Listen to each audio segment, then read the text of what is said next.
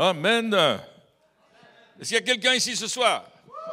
Alléluia. On a eu un bon moment de louange. Hein? Wow. Alors, on parlait d'écriture. J'ai écrit ce dernier livre, il vient de sortir juste avant de venir. Il est sorti de presse. Il sent encore l'encre. 31 clés pour une foi vivante. C'est l'expérience de notre foi qu'on a mis par écrit.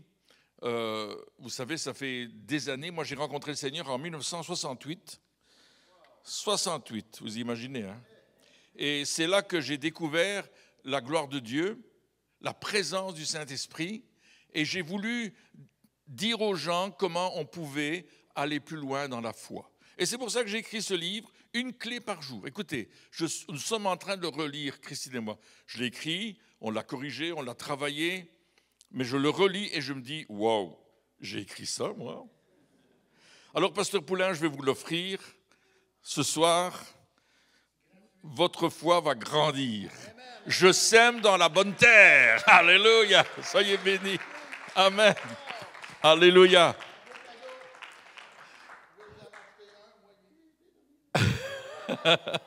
Mais vous pouvez en acheter un autre. Hein.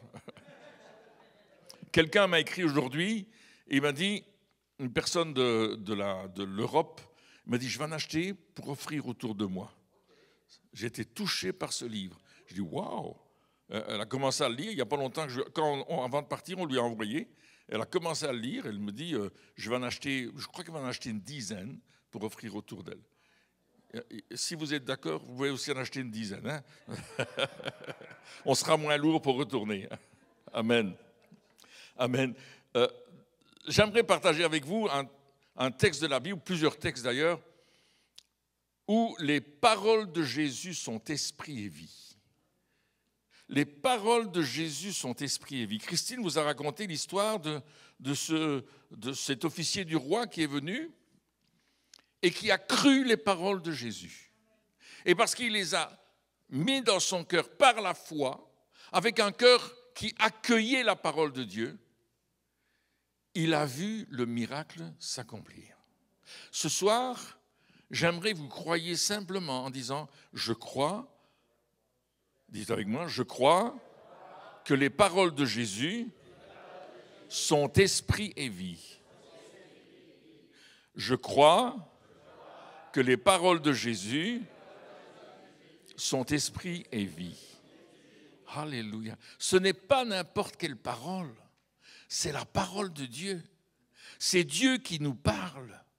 Et dans le texte, dans le livre de la Genèse, on voit que Dieu va dire et la chose va exister.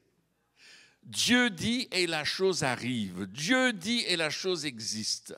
La manière de dire, le mot utilisé dans l'hébreu, c'est le mot amar. Et le mot amar, ça veut dire que je donne un ordre pour que ça se passe. La parole de Dieu, elle n'est pas simplement, vous savez, on lit des textes, on lit de la poésie, on lit toutes sortes de choses. À l'école, vous avez dû lire des livres, etc. Mais vous dites, ça n'a rien changé dans ma vie. Moi, j'ai lu des tas de revues techniques, ça n'a rien changé dans ma vie, au contraire, ça m'a brouillé. Mais quand je lis la parole de Dieu, il y a quelque chose qui s'éclaire en moi. Il y a une transformation de ma vie qui vient et qui change ma vie. Et dans l'évangile de Matthieu, au chapitre 7 et au verset 28 et 29, ce sont les deux derniers versets du chapitre 7. Et le chapitre 7, il termine le sermon sur la montagne, ou les paroles de Jésus sur la montagne, 5, 6 et 7, les chapitres 5, 6 et 7. Et vous savez qu'il a parlé de ceux qui écoutent la parole et qui la mettent en pratique. Vous vous souvenez? 2 maisons, une bâtie sur le sable et une bâtie sur le roc. Vous l'avez chanté à l'école du dimanche? Le fou a bâti sa maison, le fou sur le sable. Vous ne connaissez pas ça au Québec? Non. Il faut l'apprendre. Hein? Je vous l'apprendrai à l'école du dimanche. Hein? La tempête est arrivée, la maison s'est écroulée. Mais le sage a bâti sa maison sur le roc, qui est la parole de Dieu, qui a mis la parole de Dieu en pratique. Et la maison est restée. Toutes les 2 maisons ont eu la tempête. toutes les 2 maisons ont été secouées par le vent, par la pluie, par tout ce que vous voulez. Mais celle bâtie sur le roc de Jésus est restée ferme. Alléluia. Notre foi bâtie sur la parole de Dieu reste ferme. On aura des tempêtes. Je vous mentirais en disant qu'une fois qu'on vient à Jésus, il n'y a plus de tempête. Non, ça commence seulement. Est-ce qu'il y en a qui savent de quoi je parle?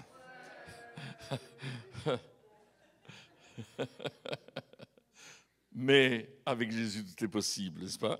Et dans ces versets 28 et 29, on peut prendre versets 28 et 29, après que Jésus eut adressé ses discours, qu'il eut parlé, qu'il eut prêché, la foule fut frappée de sa doctrine. Et ça, c'est extraordinaire, parce qu'ils ont été frappés de la doctrine de Jésus. Verset suivant, car il enseignait comme ayant autorité et non comme leurs scribes. Et le mot frapper de la doctrine, frapper, le mot frapper, c'est un mot qui se dit en grec ekplesso. Je n'ai pas dit expresso, hein? Non, ekplesso, vous allez le retenir. Et pour résumer le mot, c'est comme si on vous donne un uppercut dans l'estomac, là. Pah! Ah! Et vous n'avez plus respirer, vous commencez à tousser. Les gens étaient frappés par la parole de Jésus, parce que la parole de Jésus, elle apportait quelque chose. Jésus n'enseignait pas comme tout le monde. Il enseignait avec autorité, on l'a vu dans le texte, il enseignait avec autorité. Il y avait quelque chose qui sortait de Jésus, il y avait une gloire de Dieu. La parole de Jésus, quand il le prêchait, il y avait la gloire de Dieu. Et les gens voyaient cette gloire sur lui. Et il y avait une telle puissance qui émanait de lui que les gens y buvaient ces paroles. Nous devons apprendre à boire les paroles de Dieu parce qu'elles sont comme des éclairs qui vont toucher notre cœur. Alléluia. Dites merci Seigneur. Alléluia. Alors, Jésus, en fait, il n'enseignait pas des lois ou des préceptes, il enseignait l'intimité qu'il connaissait avec son Père. Il avait cette intimité avec le Père et il l'a partagée, il l'a communiquée. Et ce n'était pas tu peux ceci, tu ne peux pas cela, non. C'était je vis dans cette intimité avec mon Père. Et c'est pour ça qu'il peut dire, comme je vous l'ai dit au départ, dans le chapitre 6, et le verset 63 de l'évangile de Jean, à la fin du verset 63, il dit « Les paroles que je vous dis, ou je vous ai dit, sont esprit et vie. » C'est-à-dire qu'elles provoquent quelque chose dans notre vie. Elles provoquent quelque chose. Alléluia. Les paroles de Dieu vont provoquer quelque chose ce soir. Wow. Merci pour mes amens à la droite, là. Est-ce que je peux avoir des amens à gauche aussi? C'est bien. Alors, ce qui est extraordinaire, c'est que Jésus va aller vers la ville de Capernaum. Capernaum, ça veut dire la ville de la consolation, de la restauration. Il est en train d'aller dans cette ville. Dans cette ville, il y a eu beaucoup de miracles. Il y a eu beaucoup de choses qui se sont passées. Et Jésus va vers cette ville, tranquillement. Et sur le chemin, il nous est dit au verset... Attendez, je vais vous donner le verset. Au verset 2 du chapitre 8, « Et voici, un lépreux s'étant approché, se prosterna devant lui et dit, « Seigneur, si tu le veux, tu peux me rendre pur. » Il y a un lépreux qui est sur le chemin. Et on pourrait dire qu'il est venu à la rencontre de Jésus. Mais moi, je vois les choses autrement. Jésus est venu à la rencontre du lépreux. Parce que, vous savez, la lèpre, c'est une figure du péché. La lèpre, elle représente le péché qui sont dans notre vie, le péché qui est dans mon cœur, dans le cœur de l'humanité. Tous les hommes sont pécheurs et sont privés de la gloire de Dieu. C'est ce que notre ami Paul va nous dire, n'est-ce pas, dans Romains 3, 23. Nous sommes tous pécheurs privés de cette gloire, de cette présence glorieuse. Mais il y a quelque chose qui émane de Jésus, il y a une onction, parce que Jésus, c'est le Christ. Et le Christ, ça veut dire, le Christ, c'est du grec, mais en hébreu, c'est le oint, le Meshiach. Il est oint. Et vous savez, Jésus, il est oint, et puis il restera toujours oint. Il est toujours le Messie, il est toujours le Christ. Il n'a pas cessé d'être le Christ quand il est allé au ciel. Il est toujours là. Alléluia. et il accompagne la prédication de la parole de Dieu avec son onction. Et nous lui donnons toute la gloire. Alléluia. Ce lépreux vient vers Jésus et il lui dit, si tu le veux, tu peux me rendre pur. Une autre traduction dit, soudain, un lépreux. Comme s'il n'était pas là, tout d'un coup, il est là. Soudain, un lépreux s'avança vers Jésus et se jeta devant lui en adoration. Il y a déjà cette adoration. Le mot qui est utilisé dans le grec veut dire qu'il s'est prosterné. Il était par terre, la tête dans la terre, dans la poussière. Il est là et il dit, Seigneur, je sais que tu as le pouvoir de me guérir. Ouh, ça c'est une autre traduction. Hein. Tu as le pouvoir de me guérir.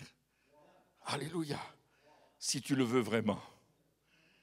Et Jésus va dire, je le veux. Il va toucher ce lépreux, il va poser sa main sur lui et il va dire, je le veux, sois pur. Et sa peau va se reconstruire. Un miracle créateur qui tout d'un coup change la peau de la personne. Un miracle, c'est toujours créateur. C'est toujours quelque chose qui défie les lois de la nature. C'est toujours quelque chose qui va au-delà de notre compréhension. Hier, il y a une dame qui s'est avancée, une madame très forte comme ça. Et elle avait des douleurs dans les jambes, dans le dos, nerfs sciatiques, etc.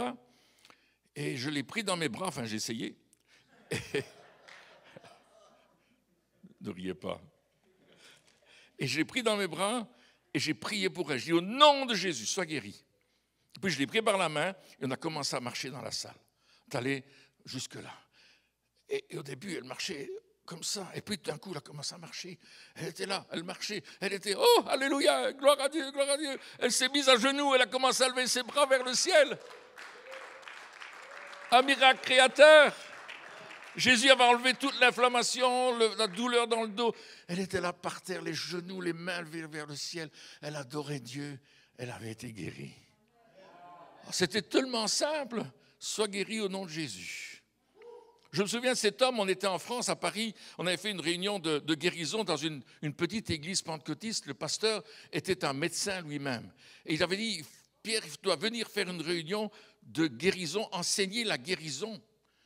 Alors, on est allé, Christine et moi, et les gens étaient là le vendredi soir, et lui se demandait comment ça allait aller. Et la salle était archibondée, pas moyen de mettre quelqu'un en plus, il y avait juste l'allée centrale qui était dégagée. Et là, on a commencé à voir des miracles. Les gens se levaient à leur place, ils étaient guéris. Ils disaient, je viens d'être guéri maintenant. Je ne priais même pas pour eux. Je suis guéri. Oui, moi, j'ai plus de douleur. C'est parti. Le pasteur, il me dit, mais comment tu fais? Je dis, moi, je ne fais rien. C'est lui. C'est Jésus. Il était médecin. Il voulait comprendre. Alors, le lendemain, on avait une autre réunion. Et là, l'église était encore plus pleine. Ils avaient mis des chaises au milieu. Il n'y a plus moyen de passer. Et puis, il y a un monsieur qui est rentré dans la salle parce que la salle était assez longue comme ça. Et il y avait encore une entrée. Et il y avait des gens dans l'entrée. Il y a des gens qui étaient à l'extérieur. Et ils entendaient la prédication. Et le monsieur, tout d'un coup, je le vois arriver. Je ne l'avais pas vu. Il était grand, une armoire à glace. Vous savez, vous dites ça, armoire à glace? Vraiment. Et il s'amène près de moi. Je dis, que voulez-vous, monsieur? Il vient direct, il traverse tout le monde. Il arrive là. Il me dit, j'ai des douleurs du sommet de la tête à la plante des pieds. Il dit, j'ai mal partout. Je dis, sois guéri au nom de Jésus. Et je vais lui poser la question, comment ça va? Il me dit, parfait. Il dit, j'ai plus mal. Et il est parti. Je me suis dit, waouh! Seigneur, tu m'étonnes toujours. Tu fais des choses que je ne comprends pas, mais c'est merveilleux. Et à la dernière réunion, alors que tout est terminé, il y a un garçon qui rentre dans la salle. Il a des béquilles et son pied, il ne sait pas mettre son pied par terre. Et il vient jusque devant. En fait, il va chercher sa maman pour rentrer à la maison. Et je lui dis, mais qu'est-ce que tu as? Et il me dit, c'est mon talon, je dois subir une opération parce que je ne peux plus le poser par terre, je suis incapable. J'ai été blessé, alors il m'explique, je ne me souviens plus très bien des détails. Et je lui dis, veux-tu que je prie pour ton pied? Il n'a pas assisté à la réunion, il n'était même pas là quand on a prêché. J'ai posé ma main sur son pied, je dis, au nom de Jésus, sois guéri. Et je dis, maintenant, pose ton pied par terre. Il a posé son pied par terre, il dit, j'ai plus mal. Il m'a sauté au cou. Il m'a dit merci monsieur. Il m'a embrassé. Il m'a dit je suis tellement content. Il devait être opéré, il n'était plus opéré. Gloire à Dieu. Jésus avait fait le miracle. Alléluia. Alors parfois on dit oui Seigneur, tu as le pouvoir de guérir. Mais parfois on n'y croit pas. Vous avez remarqué ça, notre incrédulité. Hein?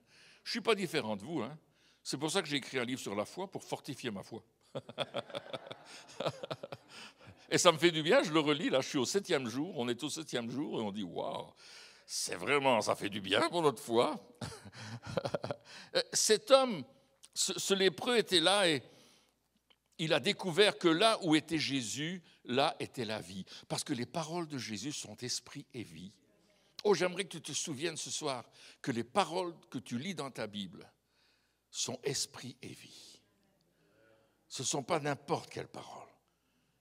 Je me souviens, quand j'ai donné ma vie à Jésus, moi j'étais dans une église protestante, ma famille, j'étais la 4e génération, maintenant je suis serviteur de Dieu, mais 4 générations de serviteurs de Dieu. J'allais à l'église tous les dimanches, j'entendais des récits missionnaires, tout ce qu'on peut entendre, mais je n'avais aucune conscience de qui était Jésus.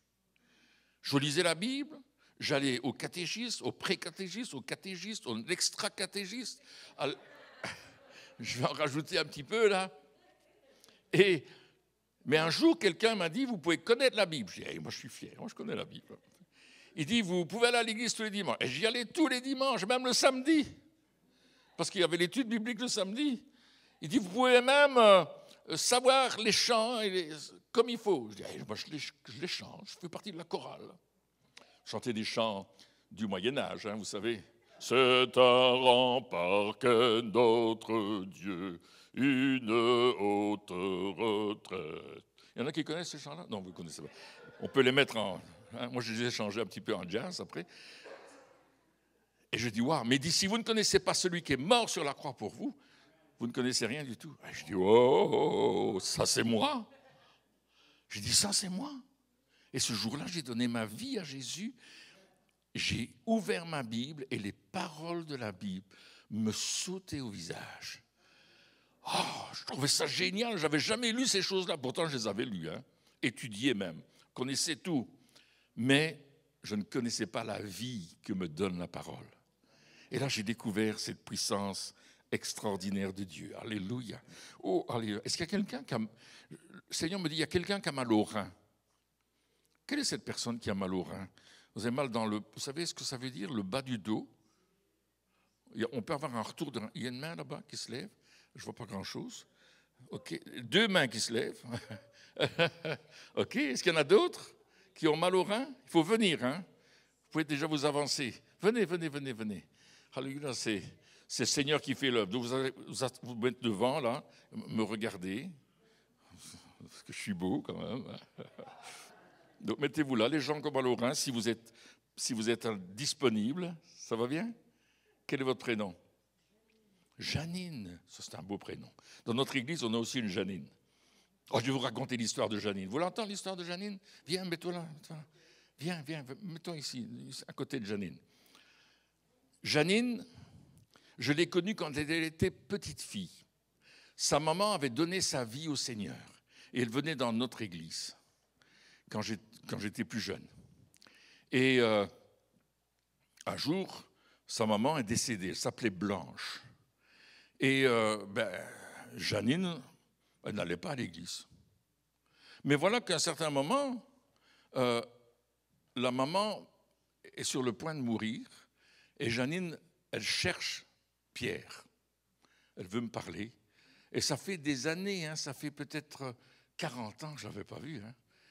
Et elle cherche Pierre. Elle veut parler à Pierre.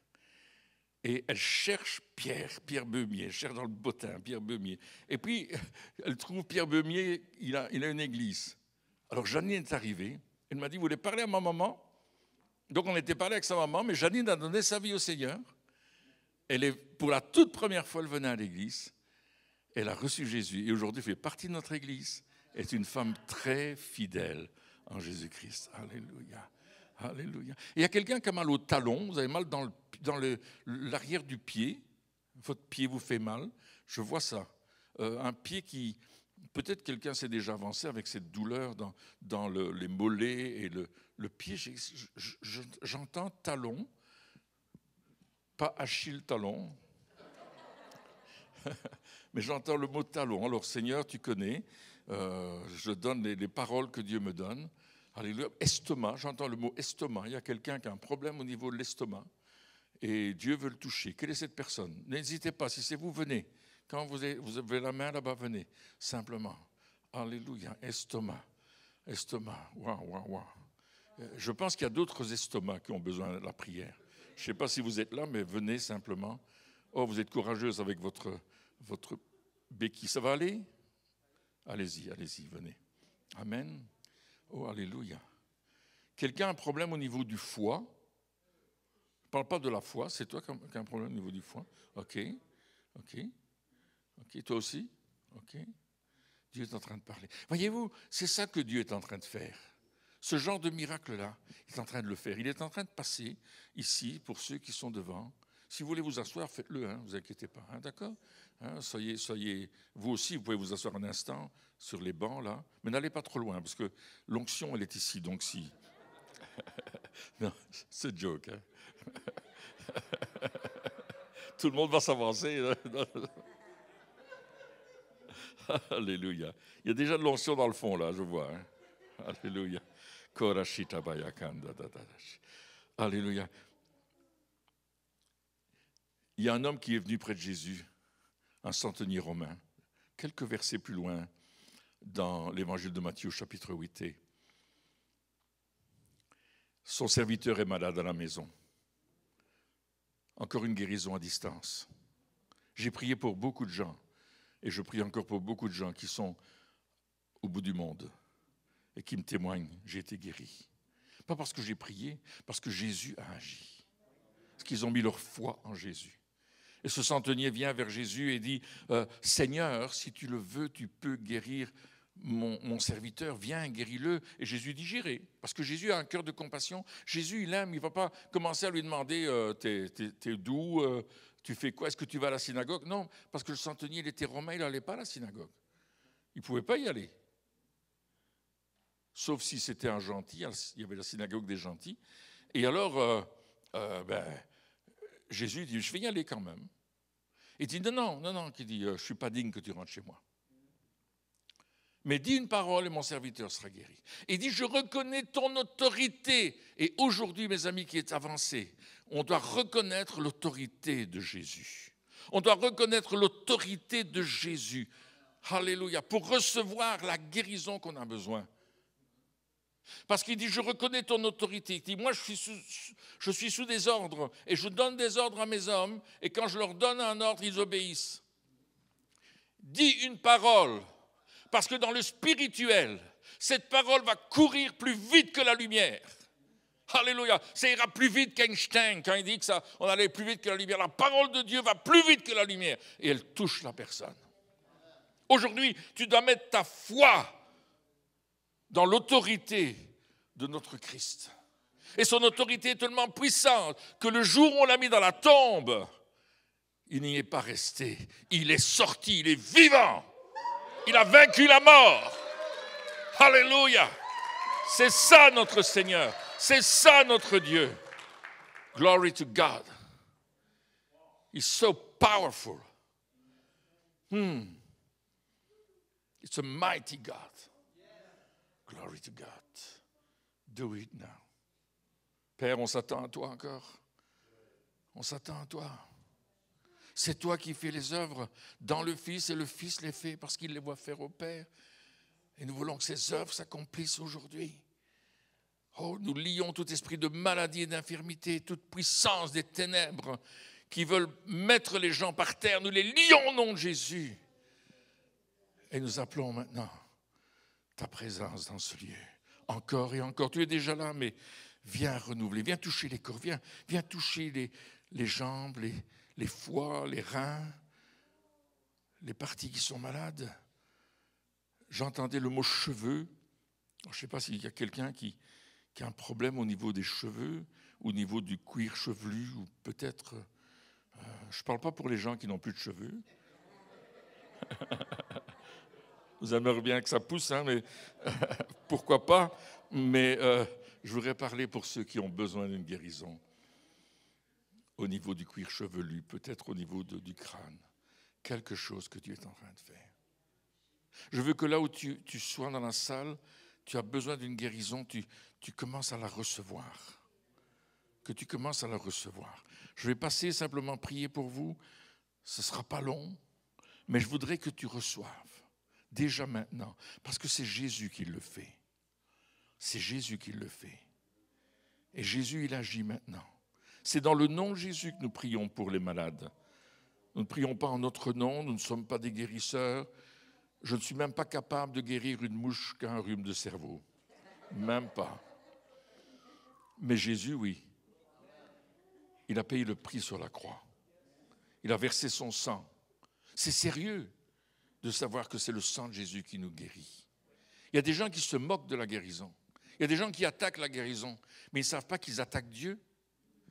Et quand tu attaques Dieu, attention, retour de flamme. Fais attention. C'est dangereux. Tu as raison de le dire, ma sœur. Notre sœur qui vient de dire, c'est dangereux. Fais attention. Ne te moque pas de Dieu. Alléluia. Est-ce que tu peux jouer la guitare ou les guitaristes peuvent venir simplement. Alléluia. Quelque chose de doux comme Alléluia ou des choses comme ça. Alléluia, on veut.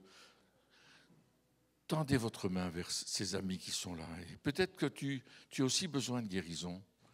Alors quand j'aurai prié pour eux, tu viendras, il y aura un deuxième shot. C'est le foie, c'est ça? Oui, en tout cas, tout mon système digestif. Tout ton système digestif, il y a longtemps ça? Ça fait un bon bout. Et tu as mal aussi dans le dos? Oui. Dans le bas du dos ici? Non, c'est plus au milieu du dos. Le colonne vertébrale? Ici, là. Ici, là? Ok. Oui. Est-ce que tu es tombé? J'ai eu un accident d'auto. Tu as eu un accident d'auto? Oui. Il y a longtemps de ça? Ça fait plusieurs années. C'est l'auto qui t'a frappé ou bien c'est toi qui as... C'est moi qui j'ai pas voulu frapper quelqu'un, fait que j'ai donné un coup de roue, puis j'ai dit au Seigneur, prends ma vie, puis je me suis réveillée, puis j'avais rien. J'avais rien. D'accord. Quel est ton prénom? Cathy. Comment on dit? Cathy. Cathy. Ok. Merci pour Cathy, Seigneur. Merci de la toucher. Merci de la toucher au nom de Jésus. Je prie la guérison dans tout son système digestif. Et je veux maintenant annuler le trauma de l'accident de voiture au nom de Jésus maintenant. Merci Seigneur parce que tu le fais dans la vie de Cathy. Touche son dos, les vertèbres, les disques, les muscles, les tendons qui ont été abîmés à cause de cet accident. J'annule tout ce que l'ennemi a voulu faire contre toi maintenant. J'annule tout esprit de mort et d'infirmité sur ta vie au nom de Jésus. Maintenant, reçois la santé dans ton âme et dans tes os au nom de Jésus. Amen. Amen. Qu'est-ce qui se passe? Ça grouille un petit peu. Amen. Tu peux t'asseoir. Alléluia. Alléluia. Qu'est-ce qui se passe, mon dit sœur? Moi, c'est toujours. Ça fait des années. Quand je travaille fort, là, j'ai pas de mal. Quand je travaille fort. T'as mal au dos. Je chante la voix du Je prie maintenant pour un équilibre dans les os pelviens, ma soeur. Au nom de Jésus. Se remettre au poids, se remettre en place.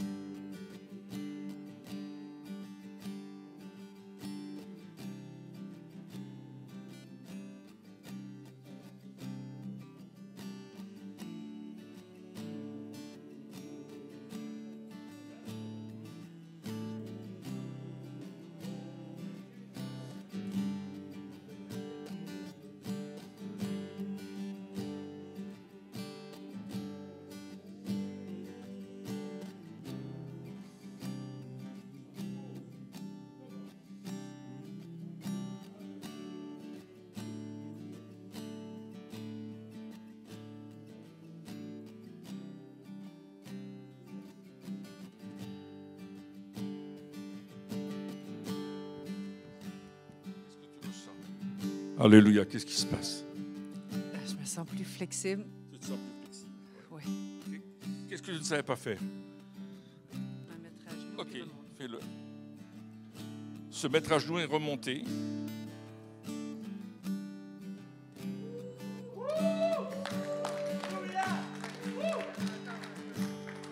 Once again. Alléluia. Elle va faire des exercices. Alléluia. Gloire à Dieu. Merci Seigneur. Come on, come on. By faith. OK. Good. Good. Alléluia. La guérison a commencé en toi maintenant. Alléluia. Reçois, José. Reçois une onction du Saint-Esprit. Woo! Alléluia. Oh, il y avait une chaleur ici extraordinaire. Alléluia. Somebody in the back. We never know, hein? Okay? Ready? She has received. Yes, thank you very much. Come on, come on. Oh, oh.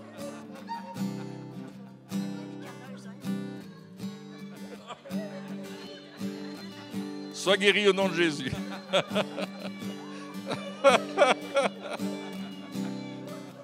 Alléluia.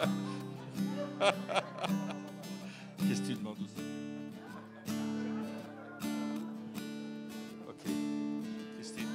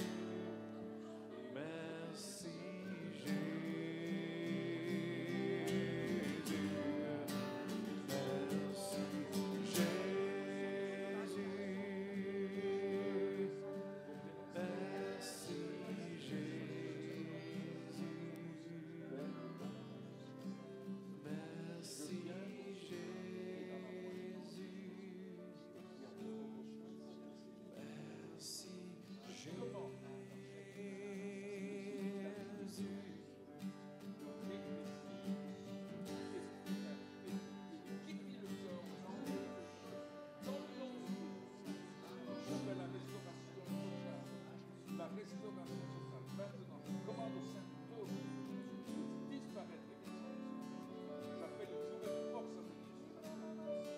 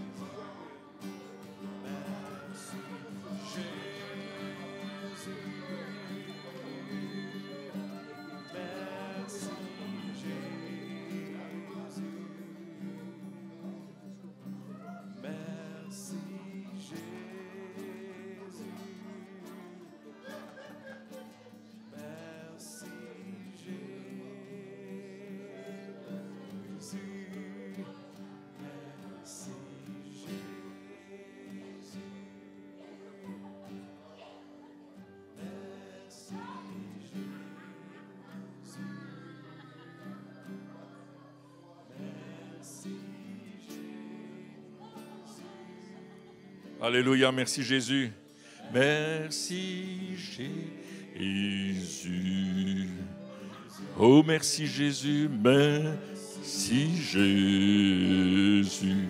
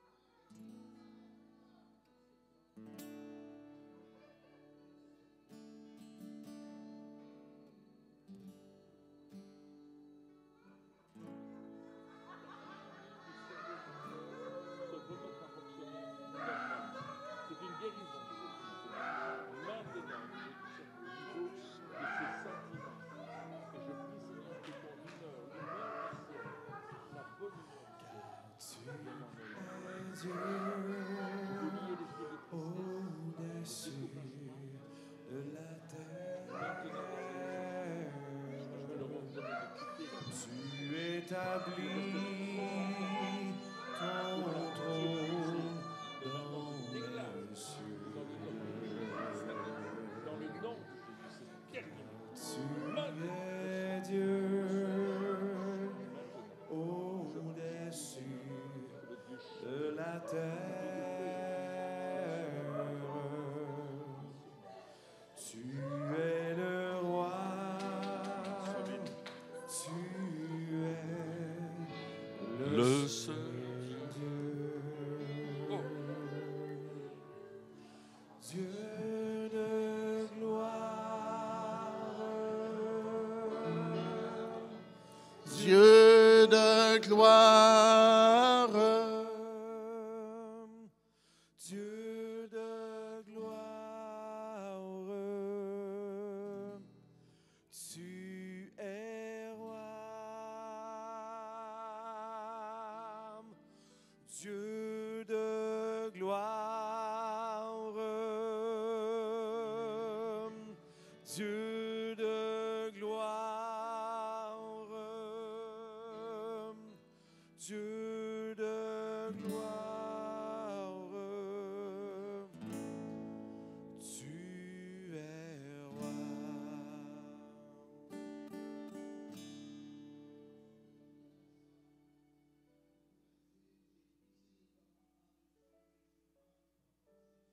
Désobéissance, mes péchés. Levez votre main, montrez-le au Seigneur. Montrez-moi là. C'est une belle soirée pour partir une vie nouvelle avec Jésus.